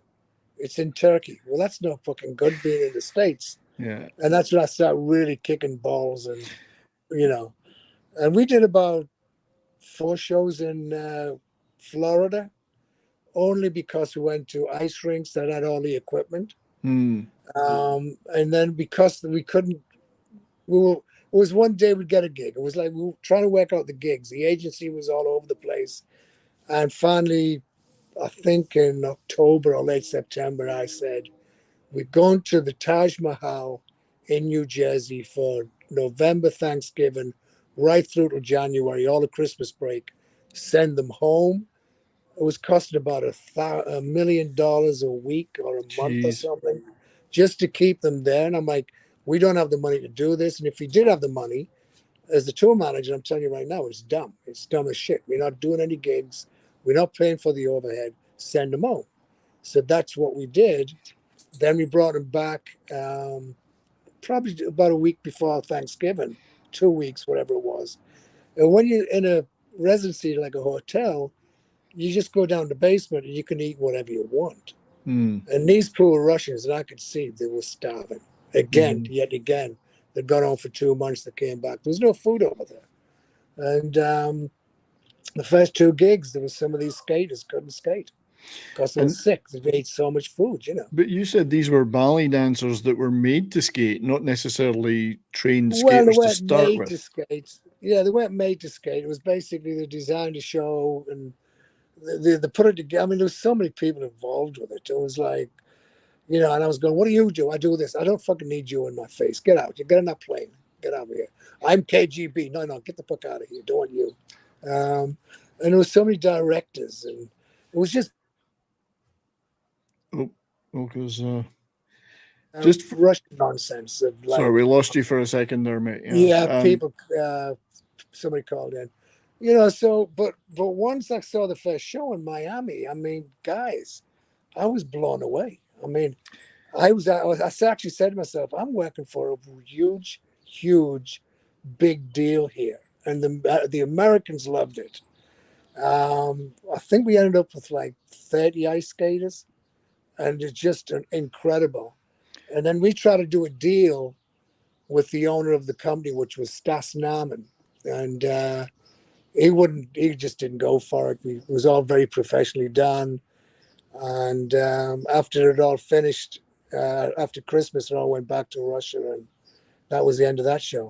Can I ask, did they have live music or was it playback? It was all playback. All playback, right? So you didn't have to worry about that aspect of it. No. The production guy. Actually, the production guy was Ray Ranieri, and he worked for, oh God, my terrible names. I can't remember them. She had that movie when she was hitting the kids with a fucking coat hanger. Judy Collins. Is it not Judy Collins? No, she was a singer. No. What's the name? Judy Garland. Yeah, there you go. Mommy Dearest? No, that was a different movie. Yeah. That was it. That was it. Yeah, Judy Collins is a Canadian singer, fantastic. I think. Yeah, he was fantastic to work for. I mean, he had all the production. You know, it wasn't big rock and roll. I mean, with so many people, it wasn't like you had 15 tour buses, so everybody had a bunk. It was basically you got 6 hours sitting up on this Greyhound, you know. And I used to rent a car, and I used to just take the car and I used to go by myself, you know, or a couple of the guys, you know. Yeah. But no, I was proud to do that. Actually, it was really good. It was just nobody was organizing it.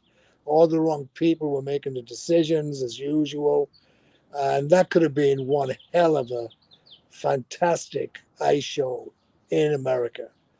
You know, as I said, we had it all planned out. We were going to give them 5 years of work.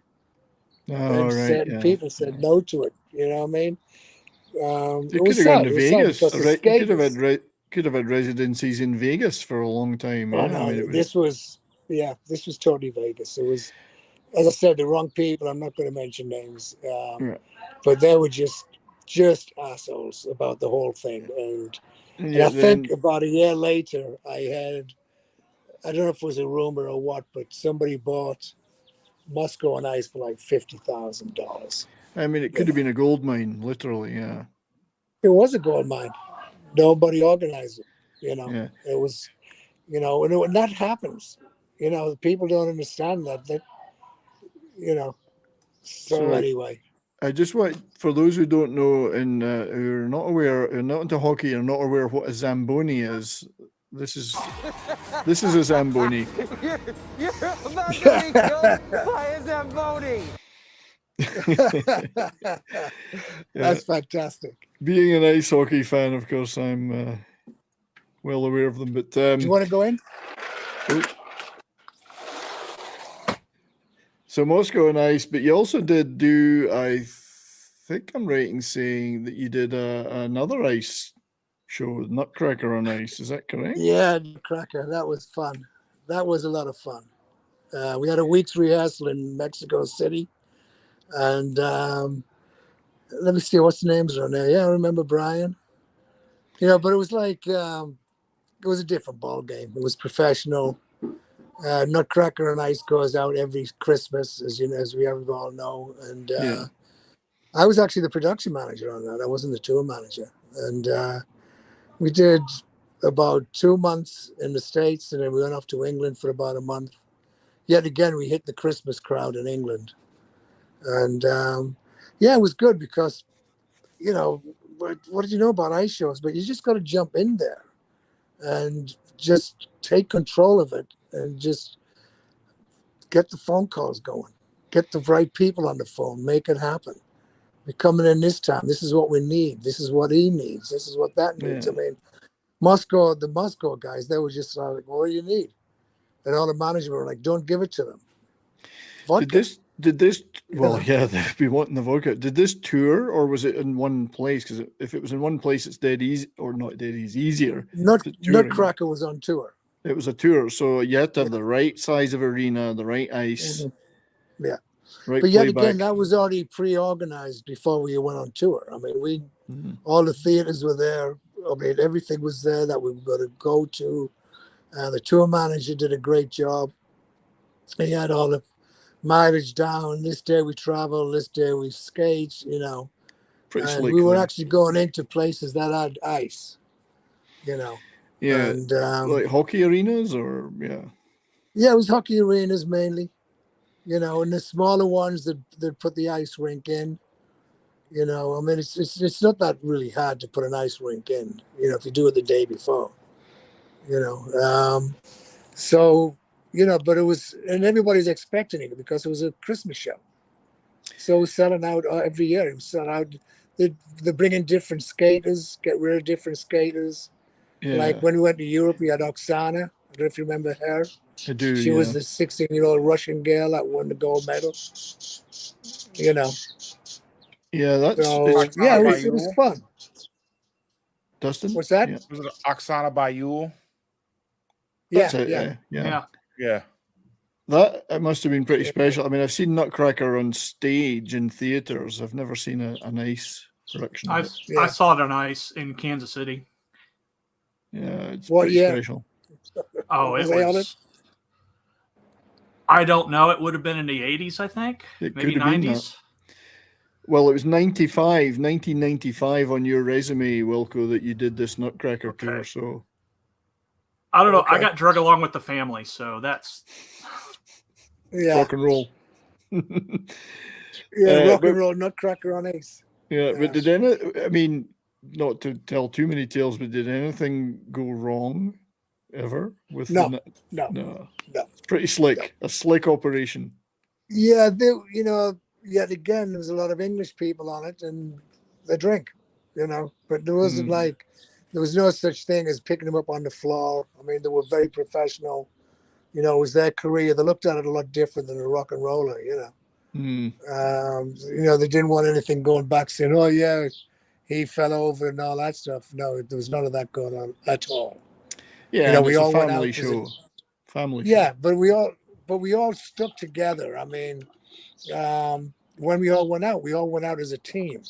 The skaters, the crew, everybody. We'll have dinner, a couple of bottles of wine, back to the hotel. It wasn't drinking till 6 a.m. and going, is the flight ready to take off? You know what I mean? Like we used to in the rock and roll business. It's none of that happened at all, you know.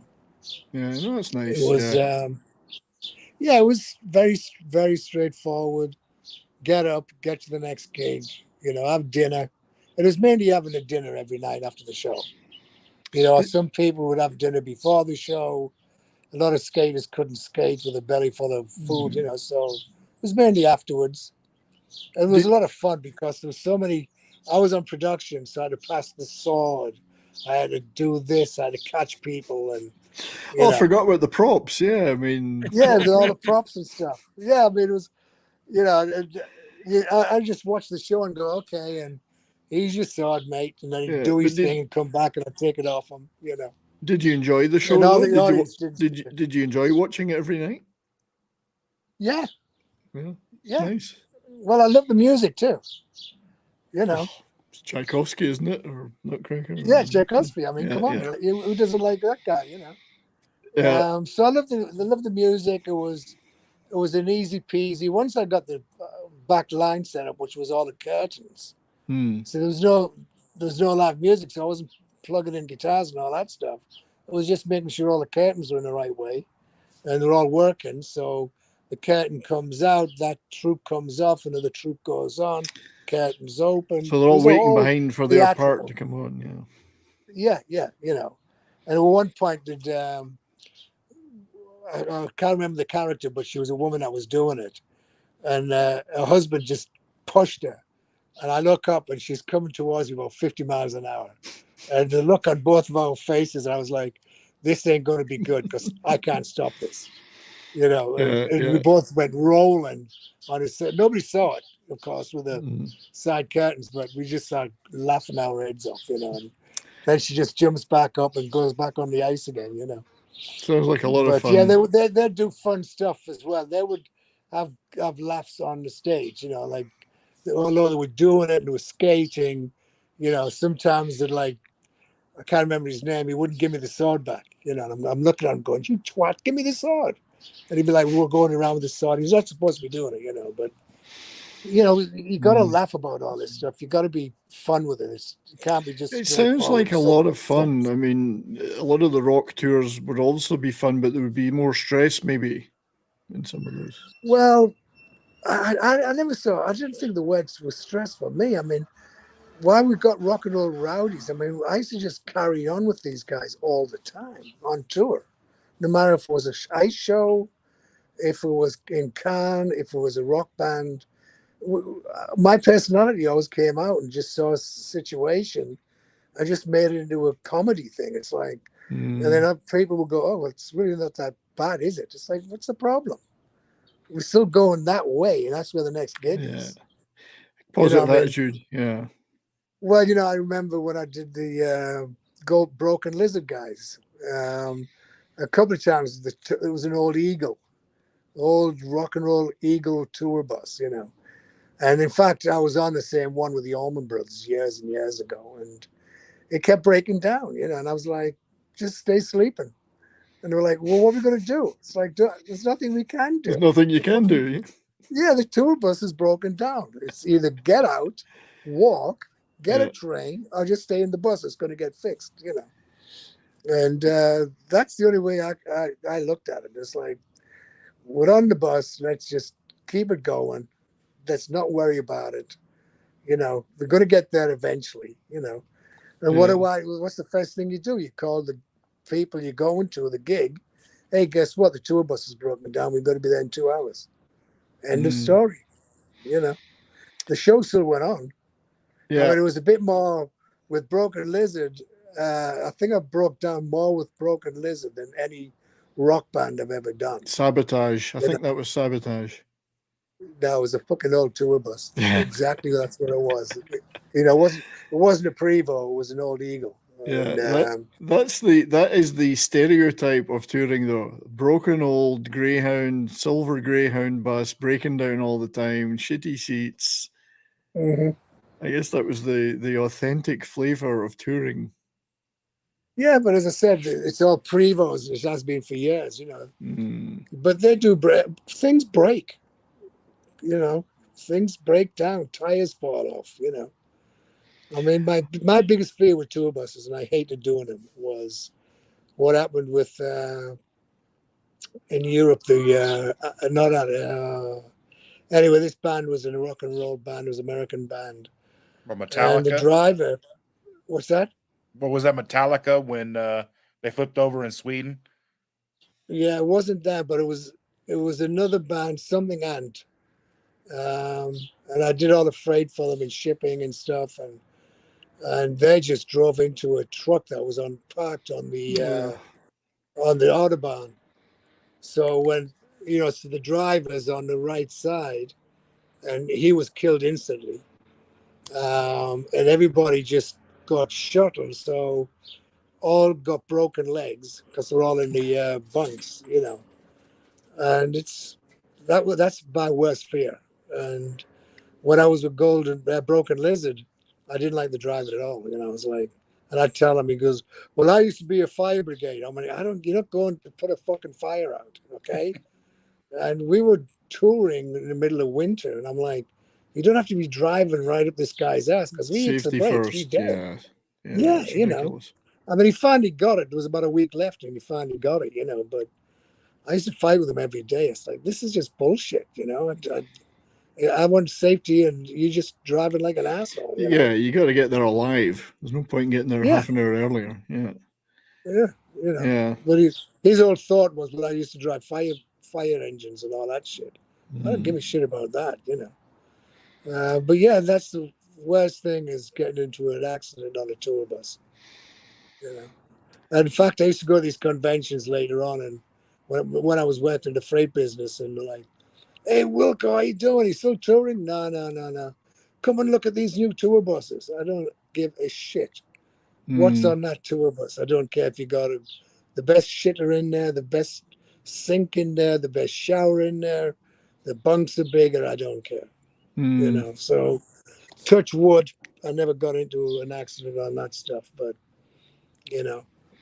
Good. No, obviously you're paying attention though, which is good. Actually, mentioning the bus thing, I just watched Daisy Jones and the Six on Amazon, the Timothy Oliphant clip where he's the tour manager, and one of the things he's doing is the tour bus is broken down, and they're in some town in the middle of nowhere, and the guy that can fix it is like, "Well, I'm too busy. I've got all these other jobs. You're gonna have to wait." Of course, they got to get going, so he does the right.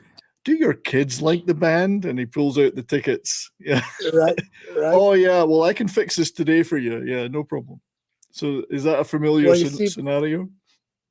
Yes. Back in the day, in the 70s especially, we had 50 tickets a show.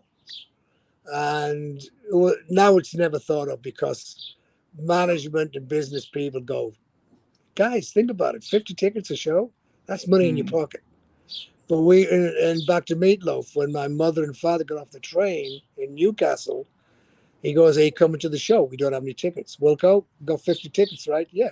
"Give them to your mom." So I used to use a lot of them for hotels to upgrade into suites and stuff, and people behind the counter. And then, car rental companies, all that kind of stuff. It's currency. It's currency. Yeah, it was like, come on, get in the house. It was like, it was money. At the end of the day, it was money. Yeah, but I never thought of it from that aspect. Yeah, you can get people to fix stuff for you or whatever, do stuff, but you can get upgrades to suites. Oh yeah, total upgrades. Rental cars that go, "Well, we got a little Ford Escort for you. Look, you're going to go to the gig tonight." They go, "What gig?" "The Average White Band." "Oh yeah, can you get tickets?" "Yeah." "Can I get that Mercedes over there?" "Oh yeah, no problem." Can we get that? I mean, back in the 70s, you had all the big Pontiacs. I mean, all the big old, all those Lincoln Continentals and stuff. Big old Lincoln living room on Convertible was wheels. the best. Yeah. Yeah, I love the Lincolns because I could get all the band's baggage in it. It was fucking crazy. And the of big course old you might- Cadillacs. If you wanted to impress the ladies, you could offer them a few tickets as well, I guess, of course. Yeah, well, that always happens, I mean, airline stewardesses, especially airline stewardesses, chicks behind the counter, car companies, everything what we needed to get there. We had 50 tickets. And most of the nights, 50 tickets would be gone, Yeah, it's good currency, yeah, for sure. I mean, now that I think of what a ticket costs for a big band now, I mean, $150, $200, $300. I mean, that's a lot of money now. Yeah, that's why they don't give you 50 tickets anymore. No, I get one There's ticket. no way they give you 50 tickets now. 2 tickets. You're lucky to get 4. Yeah. Well, you know what's happening today? It's the second week of Coachella, you know. Oh, And yeah. my son's friends are going down. It's $500 for the weekend, you know. Just crazy. Plus all your food, your transport. You got to take a tent. Today's Thursday, so they let all the tent people go down today to set up. Then the concert starts Friday, Saturday, Sunday. Yeah. I mean, when I think of my first gigs, I mean, I was later than you going to stuff, but my first gig, it was 10cc at the Edinburgh Usher Hall, and it was £1.50 or something like that. Yeah, yeah. Well, you know, as I said, back to the 70s and the 60s, you know, we did the Reading Festival, you know, and we did the the big one. The Glastonbury? Glastonbury. And it was, you know, and I've said this before, and I've said it on my podcast, it wasn't really organized. I mean, the Reading there was about 6 stages, and you could just stand on them. They were like drum risers. They weren't big stages. You know, the production wasn't there back then. It was, but it was just easy to set up a stage because all the bands were just rotating. And I remember running from one stage. I know Wishbone Ash played, I think. And I was there just helping out. And I'd get the gear off this stage. And they're like, okay, Wilkie, stage 3. And I'd run over there, help put the gear off and on, you know. And there's about maybe 600 people there, 1,000 maybe. You know, not much by today's standards. It all started out back in the day, you know, in production. I mean, they had a sound system up there, but it wasn't huge. Well, and what they did now, they did the one stage thing. Then they'd have a stage over here with a tent, you know, for those type of bands. So it's all set up professionally, but back then it was a learning process, you know. And I was proud to be part of the learning process. Oh, incredible. I actually want to give a shout out to Granny because one of the bands he worked with that we've talked about in his shows was Stackridge. And Stackridge were the opening band of the first ever Glastonbury Festival. Wow. So there's a bit of trivia for you. They were the first band on ever. And Glastonbury is now, it's huge and it's been huge for 40 years, but they were the first and Granny was there. So I think he worked with Stackridge. I mean, back in the 70s, I think we've had this conversation. I mean, the bands basically gigged because that's where they were making the money. And that's how people saw you to buy your records. You know, radio stations. I mean, there was no MTV, none of that stuff. You know, every effing band was gigging. And that's why we used to go to the Blue Bar, the last place on the M1. That, you know, for you was a gas station and restaurant. I know that. I know what you're talking about. Yeah. And that was all where all the roadies. We all stopped there. All the bands stopped there, and you could walk in there one night between 12 and 5 in the morning. You'll see the Rolling Stones. You'll see Humble Pie. You'll see the Tremolos. You'll see Black Sabbath. You'll see Deep Purple. And you see all the road crews. You know, and they'd stop for the last cup of tea and a sausage sarnie and off you went. Sausage sandwich, yeah. Yeah. I love that with a lot of ketchup. Yeah, and you know, and I was typical. I was John Belushi. I did it every time, and I don't know why I did it because by the time I got to pay for it, I'd eaten all the food, and they knew me so well that the woman would just go, £3. I'm like, well, I only ate this. She goes, £3.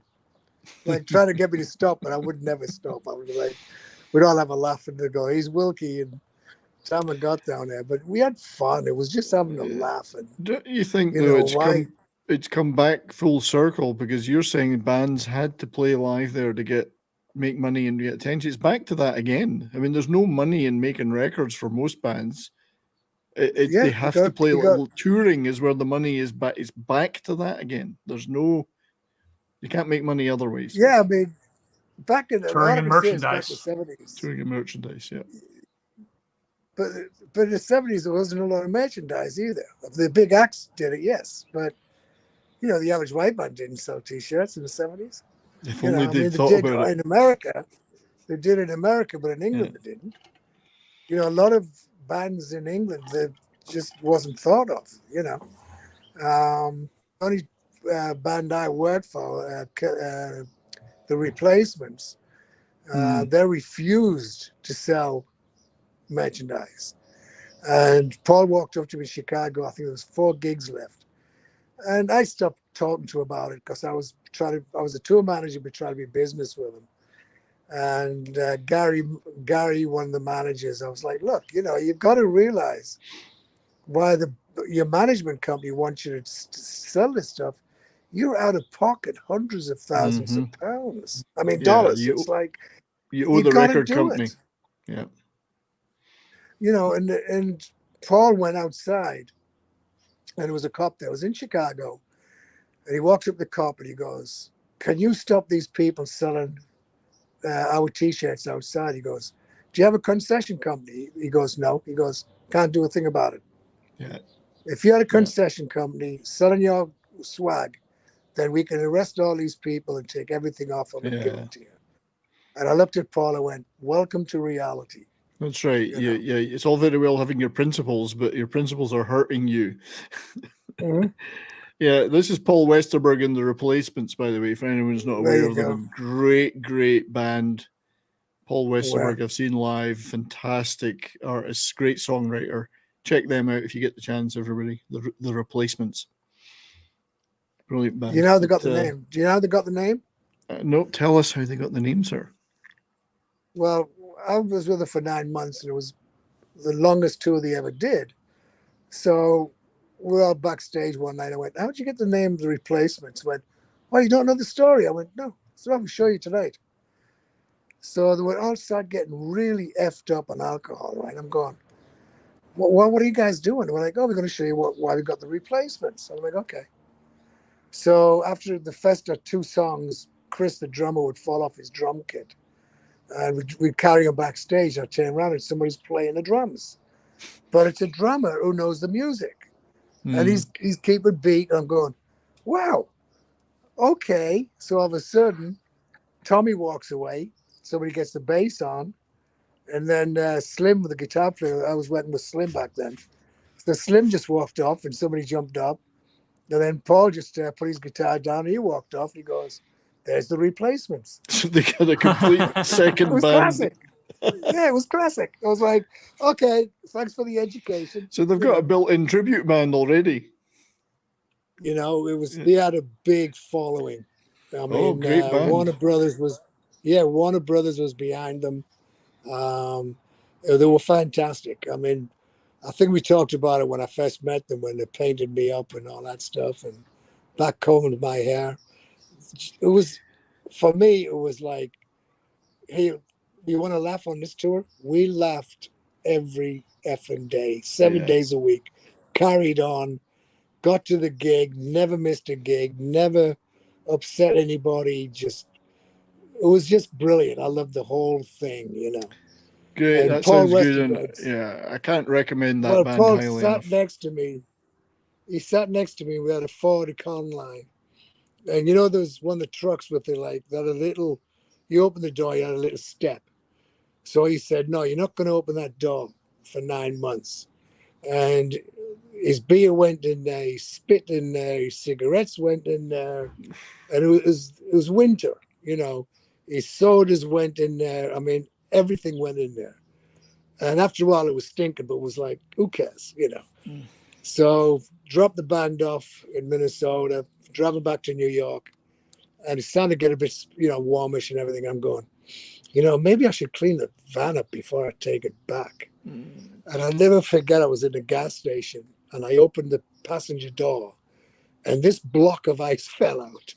And there was cigarettes sticking out. There was cans sticking out. There was beer cans sticking out. There was vodka bottles sticking out. If there was a phone around, if I took a photograph, I mean, I just looked at it, and it just fell out perfectly. And the van was clean, right? So I'm like, okay, I'm going to leave. And all of a sudden, the guy from the gas station shouting, "Hey, asshole, take that shit with you." You've left your block of ice. Yeah.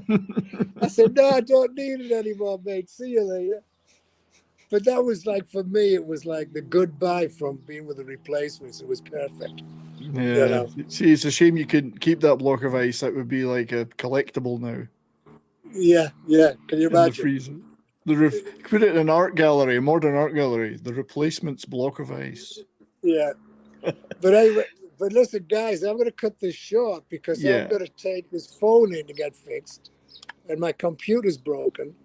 So I've got an 11 o'clock appointment at Apple and No worries, 11:30 buddy. at Apple. Well, what I'm doing, I'm taking this phone with me. But Brian, I do need to talk to you about a couple of things. Yeah. So I'll be around. I do leave Saturday on a 3 o'clock flight. Because everything we are doing, and this goes for you guys too.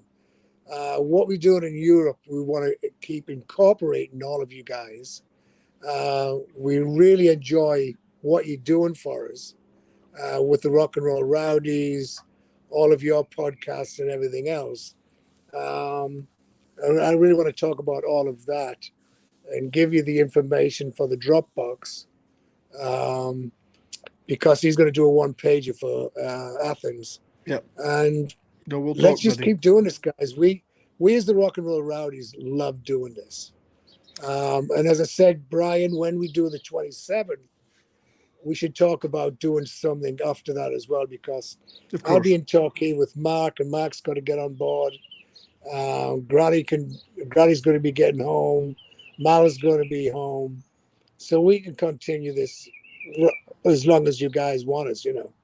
Yeah, so on that point, so next week in this time slot, we'll have all of the Rowdies together from the UK in the studio, and we'll be doing a show with them all. So check that out. Get that in your diary, everybody, on Pop Culture Minefield next Thursday morning. All the Rowdies will be together. Check out the Rock and Roll Rowdies YouTube, Facebook, and Instagram as well. Make sure you're subscribed to those, and on my channel as well, that 70s Rock Fan. If you're not subscribed, go to my channel and subscribe, and I have an entire playlist of all the Rock and Roll Rowdies shows that we've done, and we'll be getting some clips from those sorted out too, so we can have those little funny moments that you guys have all described and get them on some shorts. But check those out. We'll have some, Brian. We'll have some laughs with the four of us. I tell you, that's when you're gonna. This has been good that we're doing all this individually, but when we're all together, it's like four kids. You know, it's like four. It's not even teenagers. It's younger than that. We just take the piss all the time. You know, and Granny's going to be getting it. You know, so of course. But we're going to wrap. But thank you again, Wilco. It's always a pleasure talking to you, buddy. No, I love you guys. Thank you all. I mean, you've got my numbers. Call me if you need me. And Brian, I'm going to be around the next couple of days. Let's talk. Yeah, we'll talk, buddy. Look forward to it. Thanks to the panel for being here. Thanks, guys. Thank you to everyone in the chat and everybody out there listening on KGRA and watching on the various platforms we're on. We appreciate it very much. Tell your friends about these great Rock and Roll Rowdies and all these great stories. Gumby Spawn, good to see you, buddy. Thanks for all of you for being here. Have a great day, everyone. Speak to you soon. Bye-bye. Bye-bye.